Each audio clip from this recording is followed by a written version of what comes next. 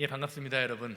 오늘 예배하시는 여러분들의 삶과 가정, 사업장, 만나는 모든 사람들에게 예수 그리스도의 그 평안의 축복, 그 은혜가 날마다 넘쳐나게 되시기를 주님의 이름으로 소망합니다. 여러분이 어떤 일을 하다가 문제가 생겼을 때 혹은 불만이 생겼을 때 어떤 식으로 대처를 하시는 편입니까? 예전에 어떤 글을 읽다가 일본 사람, 미국 사람, 한국 사람이 이 세상을 살면서 만나게 되는 갈등과 어려움을 풀어나가는 방법에 대한 글을 읽어본 적이 있습니다. 먼저 일본 사람은요, 불만이 있을 때 아무리 화가 나도 웃는 얼굴을 유지하면서 차분하고 냉정하게 자기 주장을 펼치려고 노력한다라고 합니다. 일본 사람들의 성품이 그렇다라는 거죠. 두 번째로 우리가 살고 있는 미국 사람들은 어떻습니까? 미국 사람들은 불만이 있을 때요, 상대방 앞에서는 괜찮다라고 웃으면서 이야기를 한대요. It's okay. 그리고 이야기를 한다고 합니다. 그리고 집으로 돌아가서 어떻게 하죠? 집으로 돌아가서 변호사에게 전화를 걸고, 그래서 고소를 하고 소장을 날린다고 한다고 합니다. 마지막으로 저와 여러분들 같은 한국 사람은 어떻게 합니까? 일단 상황 파악을 하기 전부터 먼저 소리를 지르고 화를 내면서 시작을 한다라고 하는 그 글을 본 적이 있습니다. 한국 사람들이 자주 쓰는 말 가운데요, 이런 말이 있죠. 어떤 말이죠? 목소리 큰 놈이 이긴다. 아마 공감들 하실 거예요. 이 말은요, 한국 사람들의 마음속에는요, 논리적인 상황의 설명보다 분위기를 주도하고 감정을 자극하는 것이 자신에게 유리할 것이다라는 그 마음의 생각이 바탕에 깔려 있다라는 것입니다. 그래서인지요, 한국 사람들은 교통사고가 나도 어떻게 하죠? 경찰이 오기 전까지 서로 상대방이 잘못했다고, 네 잘못 때문에 이렇게 됐다고 소리를 지르면서 싸우는 경우를 흔히 볼 수가 있다고 합니다. 또한 문제를 해결하기 위하여 모인 회의석상에서도 문제를 해결하려고 모였다가 서로 목소리만 높여서 싸우다가 감정만 상하고 일이 더 커지는 경우가 종종 있다라고 합니다. 특별히 이런 점에서 우리 한국 사람들에게 오늘 예수님이 말씀하시는 온유한 자가 누리는 그 축복을 깊이 묵상하고 저와 여러분들의 삶 속에 온전히 적용할 필요가 있지 않나라는 생각을 해보게 됩니다. 예수님께서는요, 산상수훈의 말씀을 통해서 심령이 가난한 자가 누리는 축복, 그리고 애통하는 자가 누리는 축복을 말씀하신 후에 온유한 자가 누리는 축복에 대하여 말씀해주고 계십니다. 오늘 본문 말씀 다 같이 보시기 바랍니다. 온유한 자는 복이 있나니 저희가 땅을 기업으로 받을 것이며. 오늘 말씀을 잘 이해하기 위해서는요, 먼저 성경이 말하는 온유와 땅의 의미가 무엇인지에 관해서 자세히 살펴보아야 합니다. 일반적으로 세상 사람들이 말하는 온유와 땅의 개념으로 오늘 말씀을 해석하면요, 오늘 말씀이 전혀 다른 의미로 해석되기 때문입니다. 여러분, 온유하다, 저 사람은 참 온유하다라고 말할 때 온유라는 말의 의미가 무엇이라고 생각하십니까? 오늘 말씀을 영어로 번역해 놓은 성경을 보면요, 온유하다라는 말을요, 영어 단어 meek로 번역해 놓았습니다. 이 단어는요, 우리말로 온순한, 미약한, 기백 없는, 힘이 없는 그런 의미의 뜻이 있습니다.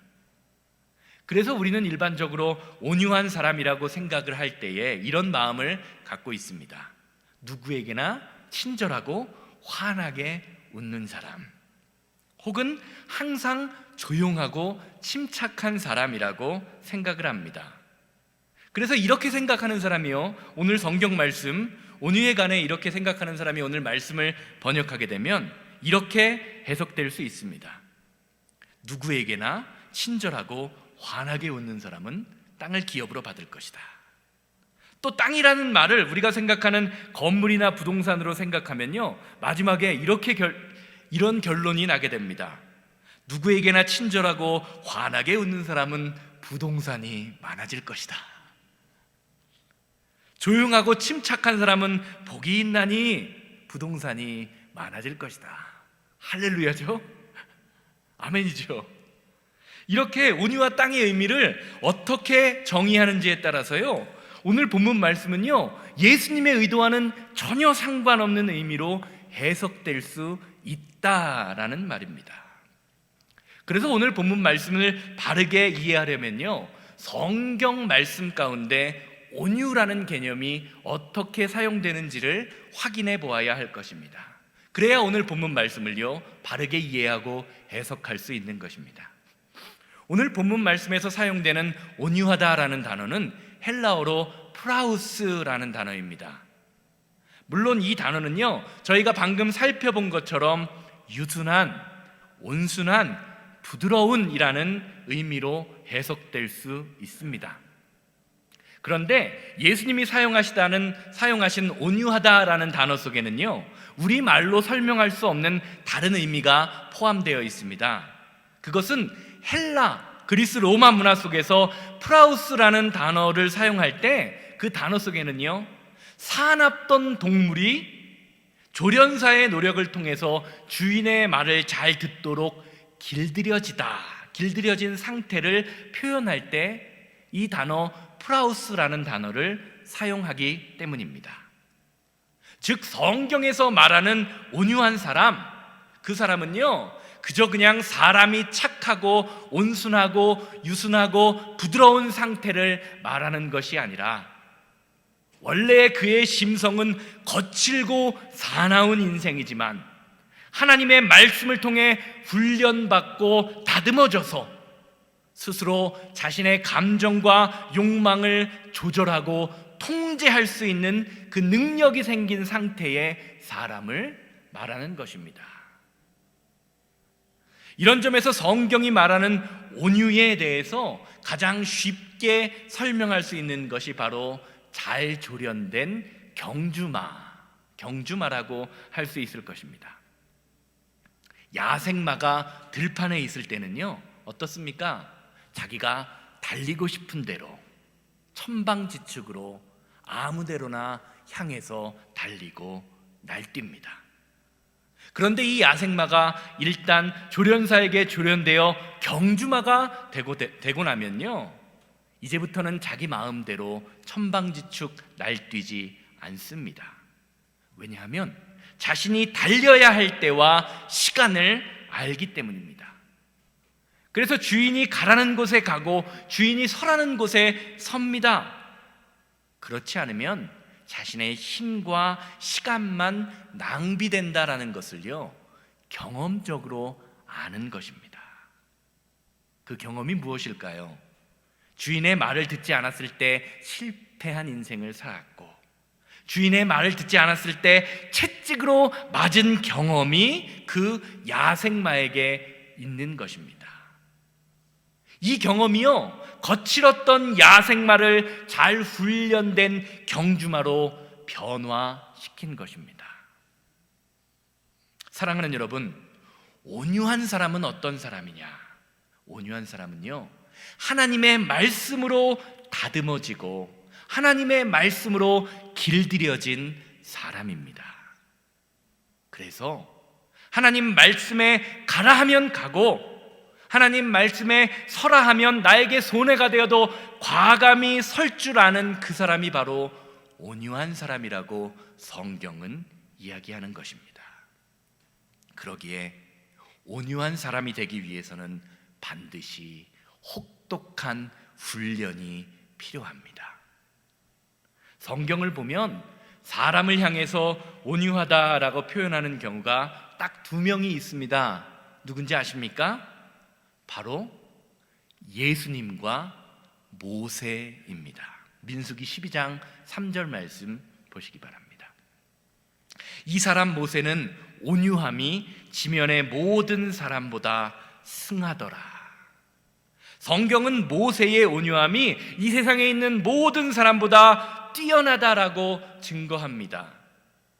그런데 성경을 가만히 살펴보면요, 모세가 원래부터 온유한 사람은 아니었습니다. 모세의 처음 40년은 어떻습니까? 바로의 왕궁에서 왕자의 인생을 살았습니다. 덕분에 당대에 누릴 수 있었던 최고의 왕실 교육을 받았던 사람, 그 사람이 모세입니다. 귀족들이나 배우는 예절과 철학을 배운 것입니다. 그러나 그러한 최고의 왕실 교육은요, 그의 인격을 변화시키고 다듬어 주지 못했습니다. 결국 그는 자신의 넘치는 그 혈기를 다스리지 못함으로 애굽 군인을 때려 죽이는 폭력적인 자아의 모습을 드러내고 맙니다. 이것이 모세가 받았던 40년 왕궁 교육의 결과입니다. 그런데 그 이후에 나머지 40년, 광야의 40년은요, 그의 삶에 힘을 완전히 빼어버리고 그의 인격을 완전히 변화시킵니다. 그는 깨닫지 못했지만 하나님께서는 모세의 40년이라는 긴 광야의 훈련 기간을 모세에게 주었던 것입니다. 그의 인생이 하나님께 붙들려 있던 인생이라는 것입니다.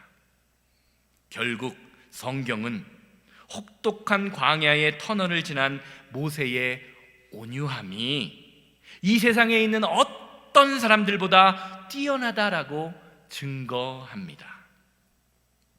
최고의 왕실 교육으로 변화되지 않았던 그의 인생이 하나님의 말씀과 하나님의 손길에 붙들려지고 다듬어지고 깨어졌을 때 그의 성품이 변화된 것입니다.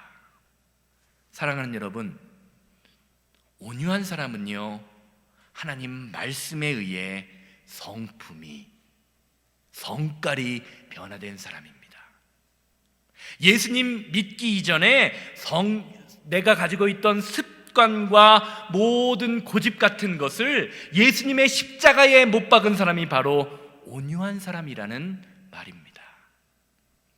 많은 사람들이 이런 말을 합니다. 타고난 성격은 못 고쳐, 천성은 못 고친다라고 이야기합니다. 그러면서 이런 사람들은요, 나는 원래 성격이 급하고 화를 잘 낸다고 말하면서 자신의 성품이 온유하지 못한 것을 스스로 위안합니다. 또 어떤 경우에는요, 우리는 많이 배운 것을 온유한 것으로, 교양 있는 것으로 착각할 때가 있습니다. 제가 목회를 하면서 참 많이 들은 이야기 가운데 한 가지가 이런 얘기예요. 목사님, 저분은 참 많이 배우신 분이라 교양 있는 것 같아요. 어떤 분들이 그런 말씀을 자주 하시는 분들이 있어요. 그런데 그리스도인이라면요, 반드시 우리에게 이런 모습이 있지 않나 우리 자신을 스스로 돌아보아야 합니다. 사랑하는 여러분, 우리가 성도로서 원래 성격이 급해서 남에게 상처 주고 남을 힘들게 하며 막말하는 것이 당연한 것입니까? 정말로 지식이나 학식이 뛰어난 사람이 교양 있는 사람입니까? 어떻다고 생각하십니까? 성경에 나오는 수많은 그 믿음의 선배들은요, 원래 온유했던 사람이 아닌 것을 보게 됩니다. 하나님의 말씀에 순종하며 말씀에 따르는 사람이 되었을 때 그 말씀의 능력이 그로 하여금 그를 온유한 사람으로 만들어 주게 됨을 봅니다. 사랑하는 여러분, 우리가 하나님을 믿는, 예수님을 믿는 성도라면 나는 원래 성격이 급한 사람이야, 그렇게 치부하면서 화를 내고 다른 사람들에게 막말하기 이전에 내가 성도로서 정말로 하나님의 말씀에 붙들려 있는가를 돌아보는 그 마음이 필요합니다. 그리고 내가 성과를 내며 화를 내는 것, 그리고 과거의 습관에 따라 사는 것에 관하여 성경이 어떻게 말하고 있는지를 살펴보아야 할 것입니다. 에베소서 4장 22절에서 24절과 26절에서 27절 말씀 함께 보시기를 바랍니다.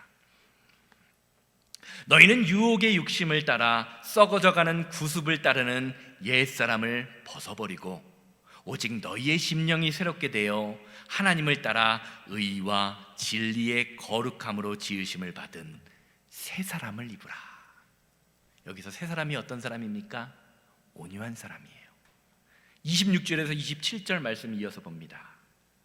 분을 내어도 죄를 짓지 말며 해가 지도록 분을 품지 말고 마귀에게 틈을 주지 마라. 사랑하는 여러분, 성경은요, 저와 여러분들이 예수님 믿기 이전에 가졌던 모든 습관과 관습을 벗어버리고 새 사람이 되라고 말합니다. 성도라는 이름을 가지고 과거의 습관을 유지하면서 사는 것, 그것이 정상이 아니라는 것입니다. 또한 습관적으로 화를 내거나 분을 품고 살지 말라고 이야기합니다. 왜냐하면 성도가 화를 내는 것이 마귀에게 틈을 주는 그러한 일이라고 이야기하기 때문입니다. 화를 통해서 마귀 사탄이 우리의 삶에 임하게 된다는 말입니다. 그런데 우리는 어떻습니까? 우리는 뻑하면 우리의 감정에 따라 화를 내고 분을 내고 마음에 그 분을 품고 살아가게 됩니다. 혹시 여기 계신 분들 중에 마음에 화나 분을 품어보신 분 계십니까? 혹시 지금도 품고 계시는 분이 계신가요?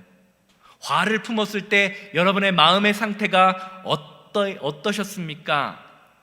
마음이 평안하고 행복하시죠? 세상 살맛 나죠? 아닙니다. 화를 품으면요, 화병에 걸립니다. 이유 없이 사람이 미워지고 삶이 힘들어집니다. 이것이 온유하지 못한 사람이 누리게 되는 결과라는 것입니다. 그렇기에 우리는요, 온유한 자가 누리게 되는 그 땅의 축복, 땅을 기업으로 받겠다라는 것을요, 이런 측면에서 살펴보아야 하는 것입니다. 방금 말씀드린 온유라는 개념, 그리고 그것을 통해 얻게 되는 결과를 통해서 오늘 본문 말씀을 읽게 되면요, 오늘 본문 말씀을 이렇게 해석할 수 있습니다. 하나님 말씀으로 온전히 훈련되어 자신의 삶을 하나님께 드린 사람은 복이 있나니 땅을 기업으로 받게 될 것이다. 그런데 아까 말씀드린 것처럼 예수님이 말씀하신 그 말씀을 그대로 해석하게 되면 또 한 가지 문제가 생기죠. 온유한 자가 땅을 기업으로 받을 것이라고 성경은 말하는데, 저처럼 이 세상에 땅 한 평 없는 사람은 나는 온유하지 못하기 때문에 땅이 없는 것인가라는 의문이 생깁니다. 또 반대로 하나님을 잘 섬기고 믿지 않는데 땅을 많이 가진 사람은 어떤 생각을 하게 됩니까? 하나님 말씀에 온유한 자가 땅을 기업으로 받는다고 했기 때문에 나는 땅이 많다, 나는 온유하다라고 생각할 여지가 생깁니다. 그렇기에 오늘 본문 말씀에서 예수님이 말씀하시는 땅을 기업으로 주시겠다는 그 관점을요, 온유하다라는 것에서 얻는 그 결과물과 연관지어 생각해야 합니다. 그렇지 않으면 신앙생활에 혼란이 생깁니다. 이스라엘 백성들, 유대인들이 생각하는 관점에서의 땅은요, 단순히 우리가 세상을 살면서 소유하는 문자적 의미의 눈에 보이는 한 평, 두 평 우리가 가지게 되는 그런 땅이 아닙니다. 이스라엘 백성이 땅이다라고 이야기할 때 그 땅은요, 하나님이 이스라엘 백성들에게 주시겠다고 약속하신, 예비하신 땅, 뭐죠? 가나안 땅, 그 약속의 땅을 이야기하시는 것입니다. 그래서 저와 여러분들의 삶에 안식처를 주는 그런 땅을 말하는 것입니다. 가나안 땅은 누구만이 주실 수 있는 거죠? 하나님만이 허락하시는 것입니다. 가나안 땅에 이스라엘 백성들이 정복하기 이전에 이방인들도 그 땅에 살았지만 이방인들에게 그 땅, 가나안 땅은 가나안 땅이 아니었습니다. 하나님의 사람만이 누릴 수 있는 땅, 그것이 바로 가나안 땅입니다. 그래서 아까 살펴본 에베소서 4장 말씀과 연결지어 생각하면요, 오늘 말씀에서 예수님이 말씀하시는 마음이 온유한 사람이 땅을 기업으로 삼는다라는 그 말은요, 마귀가 틈타지 않는 상태, 평안한 마음의 상태, 하나님이 주시는 마음의 상태를 이야기하시는 것입니다. 보세요, 예수님이 자신이 나는 온유하다라고 이야기하시면서 그 온유함의 결과를 무엇이라고 말씀하시는지 마태복음 11장 28절에서 30절 말씀을 통해서 보시기 바랍니다. 수고하고 무거운 짐진 자들아, 다 내게로 오라. 내가 너희를 쉬게 하리라. 이제부터 얘기하시죠. 나는 마음이 온유하고 겸손하니 나의 멍에를 메고 내게 배우라. 그리하면 너희의 마음이 쉼을 얻을 것이다. 내 멍에는 쉽고 내 짐은 가벼움이니라 하시니라. 예수님께서는요, 나는 마음이 온유하고 겸손하다라고 말씀하시면서 예수님의 온유함과 겸손함을 배울 때 저와 여러분들의 삶에 뭐가 온다고 이야기하죠? 쉼을 줄 것이다. 너희가 나의 온유함과 겸손함을 통해서 그것을 배울 때 쉼을 얻게 될 것이다 라고 말씀하고 계십니다. 다시 말하면 성도의 온유함의 결과가 바로 하나님이 주시는 안식이라는 것입니다.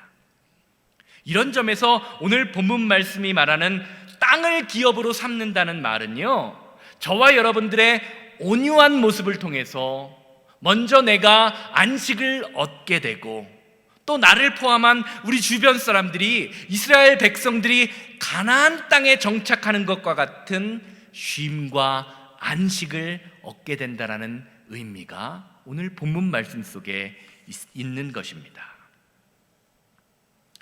이 세상은요, 바늘로 찔러도 피 한 방울 안 날 것 같은 약육강식의 세상에서 그런 사람들이 살아남게 된다라고 가르칩니다.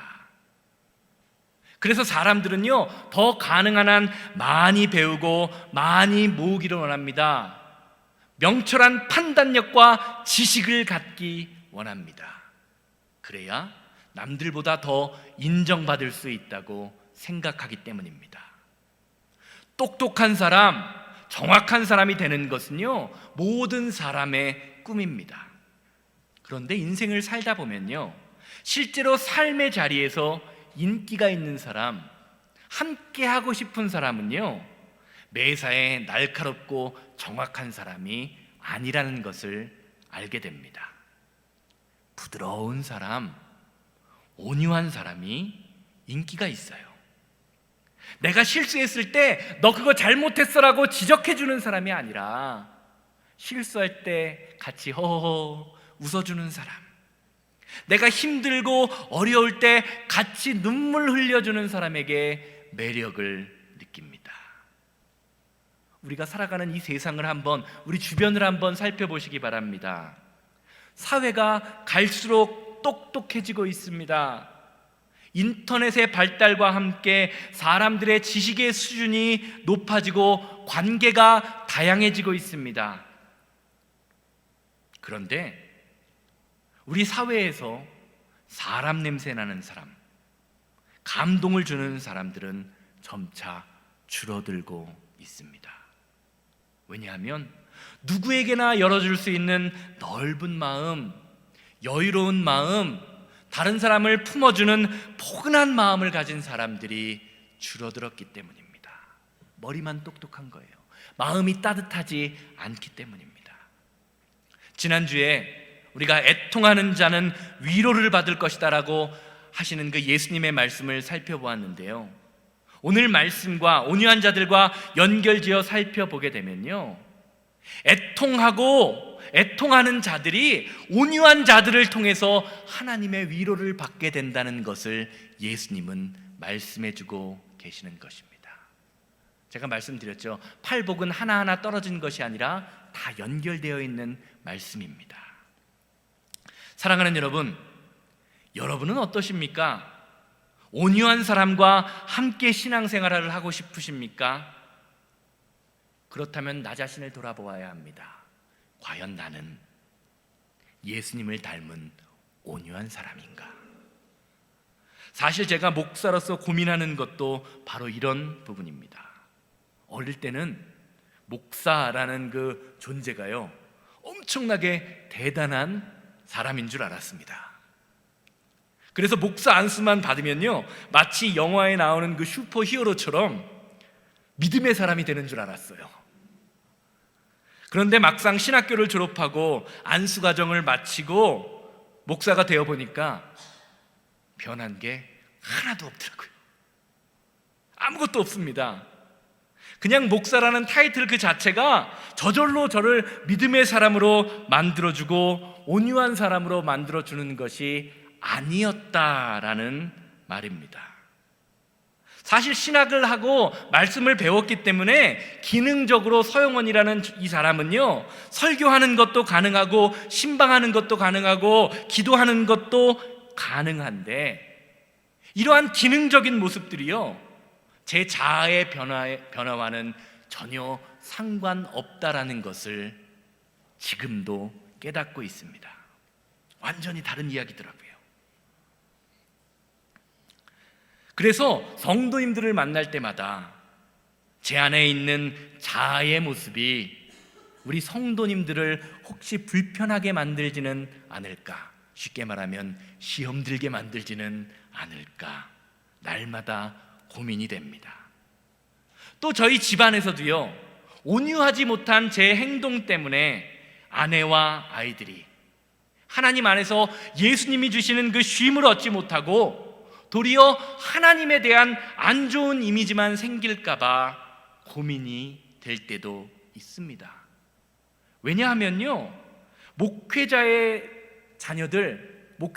가정에서 자랐던 수많은 자녀들이 교회 안에서는 올바른 소리, 바른 소리만을 하고 집에서는 그렇게 살지 못하는 부모의 모습을 보고 하나님을 멀리하는 경우를 많이 보아왔기 때문입니다.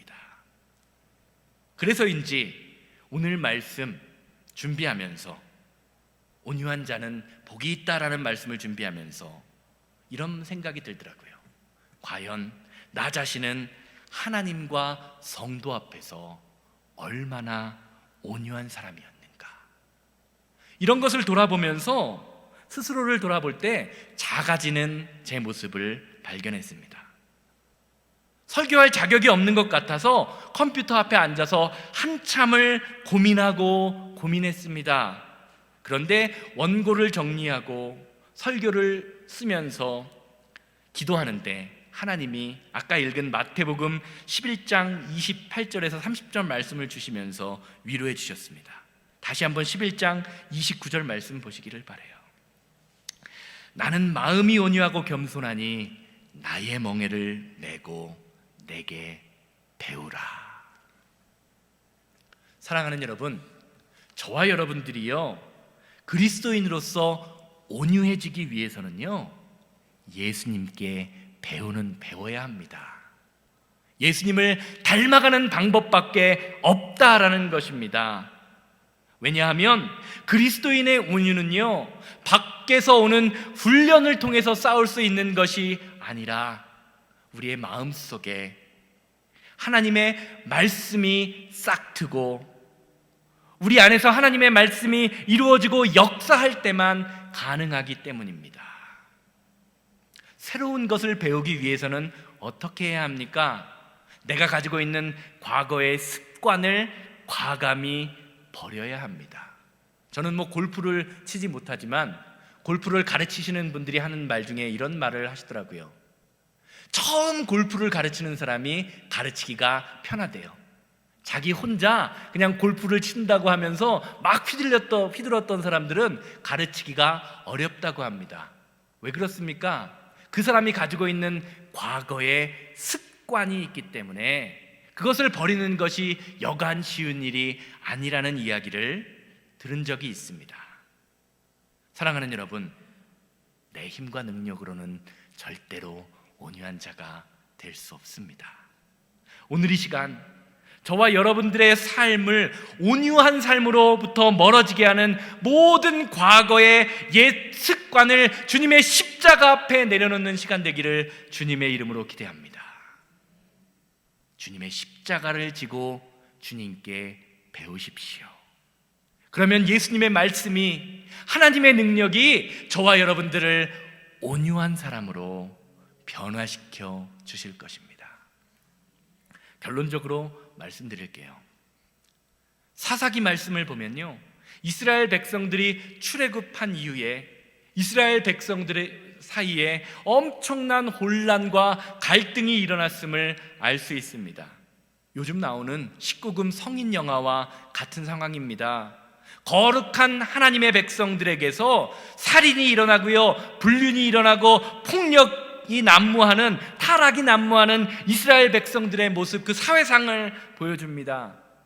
그리고 성경은요, 이스라엘 백성들에게 그러한 일이 일어났던 이유에 관하여 2번이나 이렇게 증거합니다. 사사기 17장 6절과 21장 25절 말씀은 똑같이 2번이나 이런 말씀을 반복해서 이야기하죠. 그때에 이스라엘의 왕이 없으므로 사람마다 자기 소견에 옳은 대로 행하였더라. 사랑하는 여러분, 자기 소견에 옳은 대로 행하였던 이스라엘 백성들의 그 모습이 혹시 오늘 말씀을 듣는 저와 여러분들의 모습은 아닙니까? 내 소견에 옳은 대로 정하여 하나님께 드리고, 내 소견에 옳은 대로 내가 좋아하고 싶은 사람만을 사랑하고 있지는 않느냐라는 말입니다. 성도는요, 내 소견을 버리고 하나님의 의견을 따르는 사람입니다. 예수님께서 이런 사람을 온유한 사람이라고 말씀해주고 계십니다. 제가 오늘 본문 말씀 주보를 보시면 오늘 말씀의 제목을요, 하나님 나라의 국가대표라고 정했습니다. 그 이유는요, 오늘 말씀의 주제인 온유한 성품이요, 다른 사람들과의 관계 속에서 드러나기 때문입니다. 처음 2개 살펴본 심령이 가난한 것, 애통하는 것은요, 다른 사람들과는 상관없이 하나님을 아는 사람이라면 스스로 혼자서 할 수 있는 일입니다. 주님, 나는 주님 없으면 안 됩니다. 주님, 내가 주님 뜻대로 살고자 하는데 내 모습이 주님과는 멀어져 있습니다 라고 혼자 할 수 있는 일들이에요. 그런데 온유한 성품은요, 절대로 혼자 할 수 없습니다. 다른 사람들과의 관계를 통해서 예수 그리스도의 성품인 온유한 모습이 드러나게 됩니다. 그리고 하나님을 알지 못하는 믿음이 연약한 사람들은요, 이러한 저와 여러분들의 모습을 보고요, 교회도 판단하고요, 예수님도 판단하게 됩니다. 조금 있으면 이제 또 월드컵, 2022년 월드컵을 한다고 난리인데요, 축구 국가대표가 월드컵에서 우승하면요, 온 나라 전체가 기뻐하고 그 나라가 우승하는 우승국이 되는 것처럼 저와 여러분들이 예수님의 온유한 모습을 받아 세상에서 하나님 나라를 대표하는 그 천국의 국가대표, 하나님 나라의 국가대표의 삶을 이 세상에서 살아간다라는 것입니다. 옆 사람 보시고 한번 이야기하시기 바랍니다. 당신이 천국의 국가대표입니다. 이 자부심을 가지고요, 성도는 하루하루를 살고 사람을 만나고 상대해야 합니다. 내 모습이 하나님 나라를 세상에 증거하기 때문입니다. 예전에 청년들과 성경 공부하면서 나눈 내용 중에 청년들이 하는 내용 중에 깊이 고민했던 내용들, 많이 생각했던 내용이 있습니다. 그것은 왜 교회 다니는 사람들이 믿지 않는 사람들과 똑같은가? 라는 내용을 청년들이 고민하더라고요. 아니, 왜 믿는 사람들이 더 믿지 않는 사람들보다 더 못한 삶을 사는가? 그런 내용에 관해서 이야기한 적이 있습니다. 세상을 한번 보시기 바랍니다. 교회를 한번 보시기 바랍니다. 오늘날 많은 사람들이 스스로 예수님을 믿는다고 하면서도 그 내면의 성품은, 그들의 삶은 예수님의 성품과는 전혀 상관없는 삶을 사는 사람들이 너무나 많이 있음을 보게 됩니다. 그런 사람들 때문에 교회가 욕을 먹고요, 성도가 욕을 먹고요, 예수님이 욕을 먹고요, 전도의 문이 막히게 됩니다. 좋은 성도는요, 가정에서도 좋은 아빠가 되어야 합니다. 좋은 남편이 되어야 합니다. 또 바깥에서는 좋은 직장이 되어야 하고 좋은 사장이 되어야 합니다. 왜냐하면 성도는 그 마음속에 예수님의 마음을 품고 그 마음을 세상에 전하는 사람이기 때문입니다. 여러분들의 삶을 하나님 말씀에 완전히 내어드리시기를 주님의 이름으로 소망합니다. 그러면 여러분들의 인생을 통해서 많은 사람들이 쉼을 얻고 예수님의 모습을 보게 될 것입니다. 이렇게 하나님 말씀에 순종하는, 말씀을 따라 살아가는 저와 여러분들이요, 바로 하나님 나라의 국가대표입니다. 기도하시겠습니다.